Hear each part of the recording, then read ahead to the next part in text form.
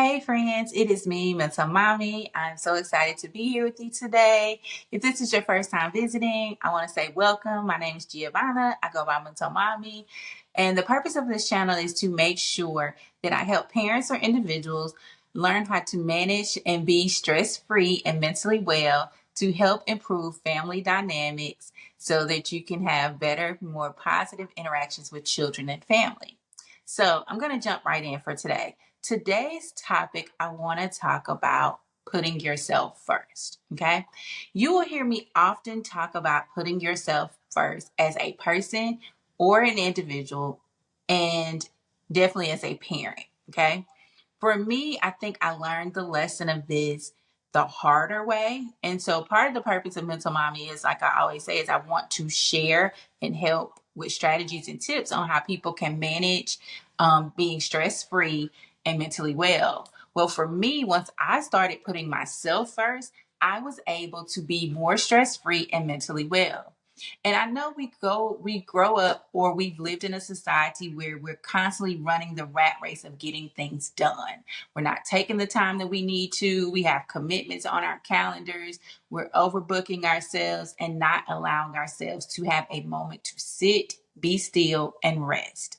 So when I noticed that my life was falling apart at one of the many times that it has, because life hasn't been easy as a parent, especially as a parent that had limited actual family. Like, my mother passed away 20 plus years ago, so she hasn't been here in my life to help me navigate being a parent.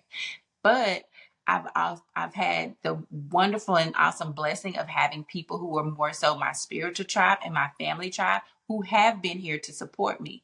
However, the responsibility of my mental health and my wellness and my stress still lied upon me, right? And so I knew that I had to make a change when I was becoming stressed. My mental health was compromised. I felt like I knew I needed to get back into therapy. I knew I wanted to sleep all the time. I maybe wasn't eating. There were different indicators at different points in my life that let me know that I was not on the track to being stress free, and that I was not putting myself first, and which led me to understand that I was not valuing myself. Let's stop there. Not putting yourself first, or when I realized what was really happening and what was going on underneath, was a hard pill for me to swallow. I realized that maybe I did not value myself or my time the way I thought I did. I always felt that I loved myself. I always thought that I had a sense of high self-worth. But when I realized that I was doing so much for others, or even for my children, I realized that I wasn't putting myself first. I wasn't showing that I had high self-worth for myself. So in turn, what I chose to do is to stop the brakes on that and make sure that I put myself first daily, weekly, monthly. Okay. So daily, I'm making sure that I tune into myself. I'm checking in. I'm asking myself, how you doing today, girl? I'm giving myself affirmations.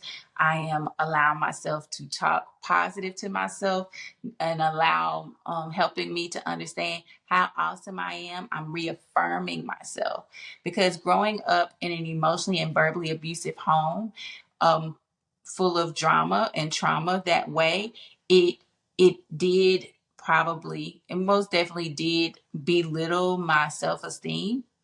So now I'm in a space and place where I'm like, you know what? That's my past. I'm healing from that. I'm going through therapy. It's constantly a little battle sometimes. The battle is not as hard because I can identify, oh, this is something I struggled with because I grew up the way I grew up, but I can change it. And so me knowing that I can change it and that I have the strategies to change it was the first and most important thing for me. Okay. So I made sure that I look out for myself. I take care of myself. I talk to myself. I treat myself kindly. I also make sure I do internal self checks. What does that look like? It looks like paying attention to how fast my heartbeat and breathing may be going. There's times when I know that I'm stressed because I'm trying to get a task done or trying to deal with one of my kids, and I may see that my breathing is going really fast. My heart rate is elevating. the inside of my body, I either feel sick to my stomach, or I feel annoyed, I feel anxious, I may get a headache. Some of those things are triggers or signs and symptoms to let me know, hey, you're not regulated, you're not doing good, and you need to stop and put yourself first. You need to calm yourself down so that you can be stress-free and mentally well. And so me making sure that I'm doing daily check-ins with myself throughout the day, checking to see if I'm regulated. And I'll do a topic on regulation in another video, but being regulated is super important for me because it means that I'm trying to calm down from being in survival mode to just being in a living life mode. And being in a living life mode for me is more important than survival. Survival mode for me means that I'm going to have more stress. I'm going to be more frustrated. I'm going to be more snippy with others, especially my children and my family. And that's not something I want. So I try to make sure that every day I am doing my affirmations, I'm journaling, I'm talking to myself, I'm thinking about the great things that I'm able to do as a person and my awesomeness as a human being. I make sure I do that daily, weekly. I try to make sure I buy myself flowers. I try to make, these are things that I like. I try to make sure that I take myself out on a date. If I can't do it weekly, I'll at least do it twice or maybe once a month to make sure that I just put myself first. I make sure I go do things that make me happy. Maybe sometimes walking around Target for 20 minutes, not buying anything, but visualizing the things that I do want to come into my life. It helps me a lot. It helps me to be stress-free, and it helps me to manifest the life that I want as I visualize the things that I want to come into my life. So for me, I do these things, and that's what it means for me to put myself first. It means that I'm not running around here worried about everybody else's schedule, not sacrificing myself for other people, because at the end of the day, if I'm not well, if my cup's not full, if I'm not healthy, all of those things, if I'm none of those things, I can be of no good to my own children. Okay. And in me doing this for myself, I am being an example to my children on how to make sure they take care of themselves. Because I know in the past and situations and relationships I have probably thought that this is what somebody else should do for me constantly. But I realize now that this is something I have to do. And if I do this daily, weekly, or monthly, it doesn't matter if anybody else never does it. I'm doing it. I'm getting the feelings that I desire to have because I'm loving myself enough to put myself first and to make sure that my own social emotional needs are met instead of hoping and desiring that someone else can do those things. When we're younger, that's what we grow up needing, because that's just the paradigm of how child development works, is that we need, our caregivers to make sure they're taking care of us, they're nurturing us, they're loving us. But as I've gotten older, I realized that even if they didn't do that to the degree that I felt like I should have had it or wanted it, it's okay. It's really okay.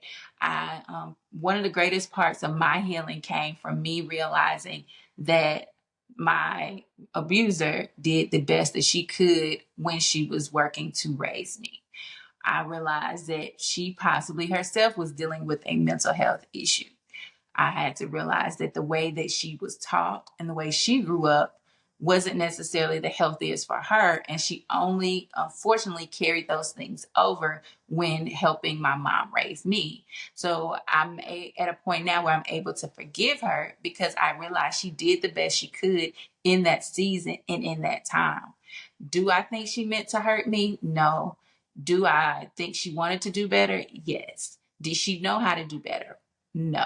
And it's okay, because what my commitment now is to make sure that I change the direction and stop all of the generational trauma that my family line has had to go through by being a different type of parent and nurturing myself, nurturing my children, telling them I love them, showing them a different way to grow and be nurtured as a young child so that when they grow up into adulthood or have their own children, they have their own wealth of examples in their toolkit to have healthy interactions with their children, their spouse, their family members. So by me putting myself first, I realize that I'm not only helping me, but I'm also changing the trajectory of my children and our future family line. So I want to say today and challenge you to put yourself first.